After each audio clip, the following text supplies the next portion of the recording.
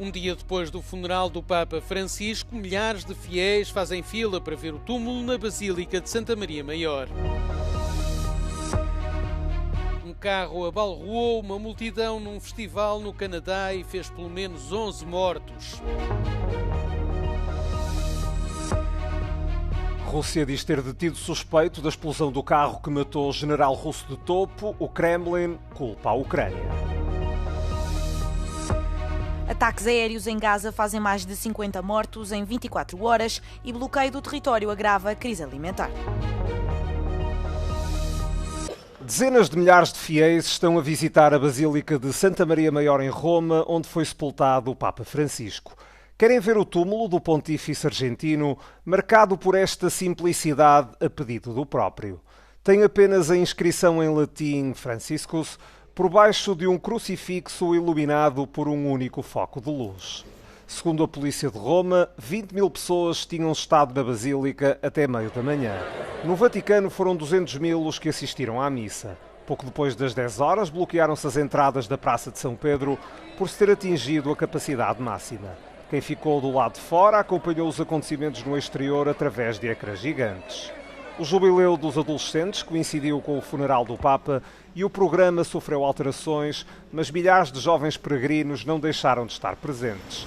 Adiada acabou por ser a canonização de Carlo Acutis, que ficou conhecido como o primeiro Santo Milénio.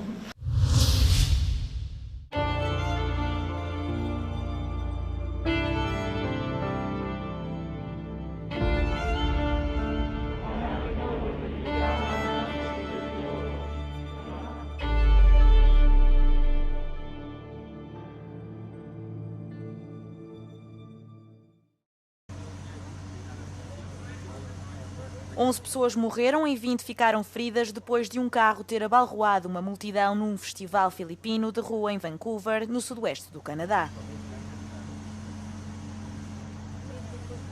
Um vídeo, entretanto publicado nas redes sociais, mostrava vítimas e destroços espalhados por um longo troço da estrada, com pelo menos 7 pessoas imobilizadas no chão. Aconteceu pouco depois das 8 da noite de sábado. Um homem de 30 anos, natural de Vancouver, foi detido no local. O suspeito é conhecido da polícia, que está a conduzir uma investigação e acredita não ter existido um ato de terrorismo. A Rússia diz ter detido o suspeito do assassinato do tenente-general Yaroslav Moskalik e atribui a culpa à Ucrânia. O oficial de topo das Forças Armadas Russas morreu sexta-feira após a explosão de um carro numa área residencial da cidade de Balashikha, nos arredores de Moscou. Им оказался агент украинских спецслужб Игнат Кузин, 1983 года рождения, имеющий вид на жительство на Украине. В настоящее время с подозреваемым работают следователи Главного следственного управления Следственного комитета России. Устанавливаются обстоятельства преступления. Идет сбор доказательств. A Ucrânia não comentou o caso. Terá sido o segundo atentado a matar um general russo de alta patente em 4 meses. Igor Kirillov morreu em dezembro quando explodiu uma bomba escondida numa trotineta à porta do prédio onde vivia.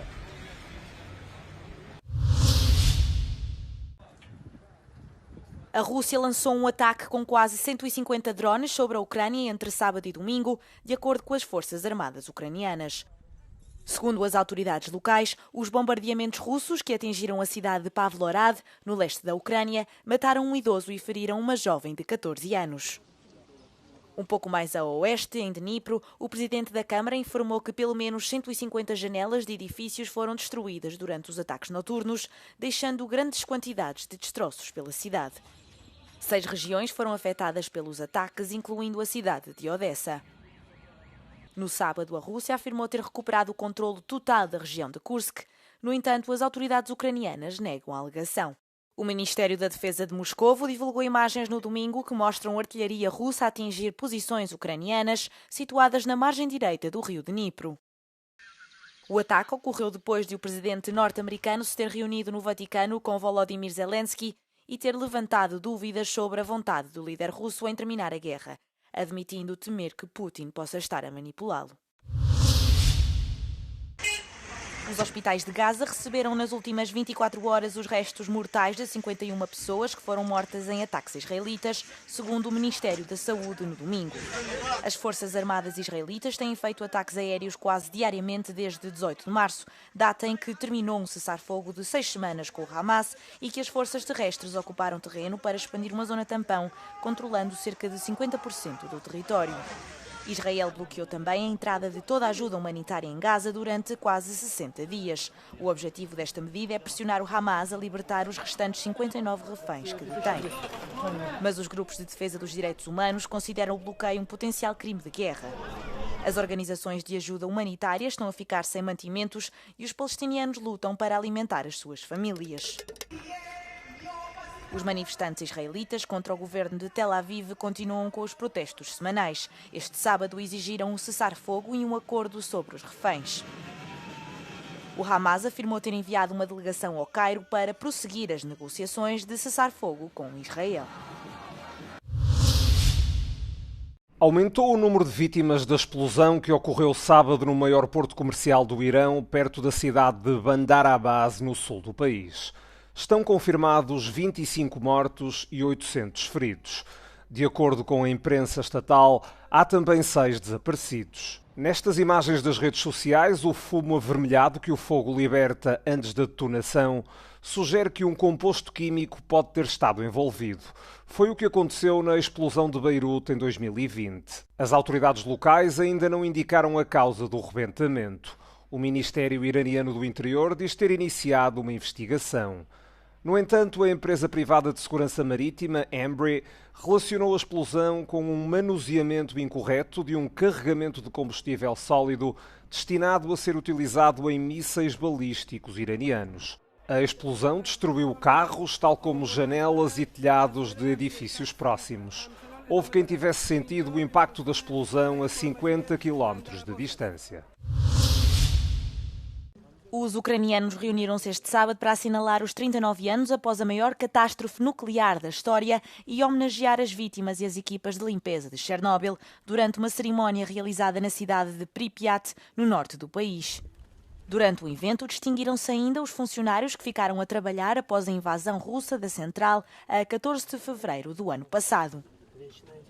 Залишилися на своїх робочих місцях, не дивлячись на небезпеку, не дивлячись на те, що була пряма загроза їхньому життю і здоров'ю, і забезпечили функціонування роботи станції, роботи підприємств, критично важливих для того, щоб забезпечити ядерну і радіаційну безпеку не тільки для України, а для всього європейського континенту. A Rússia apoderou-se da zona de Chernobyl, agora libertada, no início da invasão, danificando um escudo protetor do edifício. De acordo com os relatórios oficiais, 31 pessoas morreram devido aos efeitos imediatos da radiação e cerca de 8 milhões de pessoas na Bielorrússia, Rússia e Ucrânia foram expostas.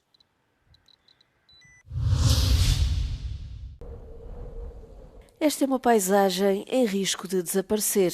Estes glaciares da Suécia e da Noruega estão a derreter mais rapidamente do que o normal devido ao aquecimento do planeta. Derreteram uma média de 1,8 metros em 2024, o ano mais quente que há registro. Especialistas como Eric Huss estão preocupados e alertam para as consequências.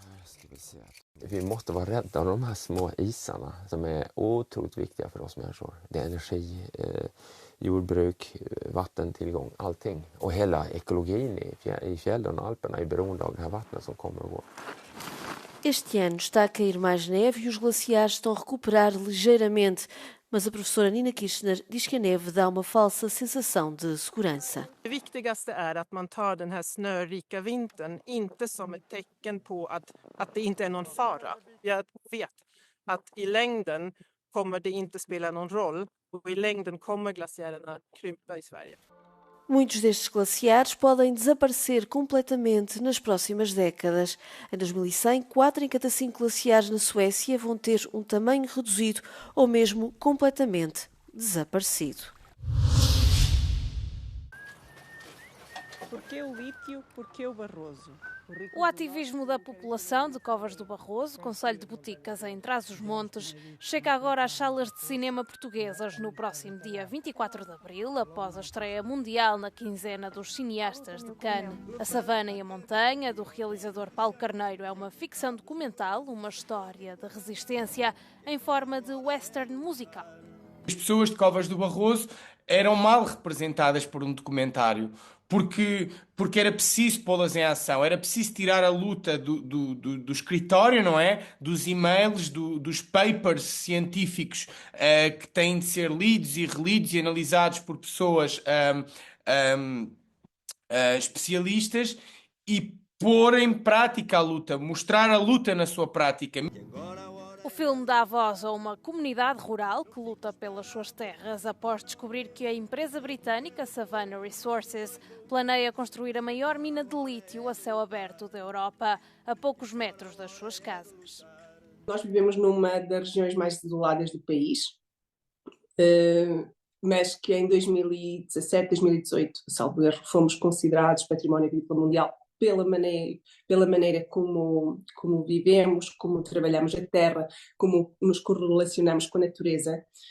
E quando vemos um projeto destes à nossa porta, em que põe em perigo tudo que temos, a maneira como vivemos, corrermos o risco de ter que abandonar o nosso lugar, o filme retrata exatamente isso.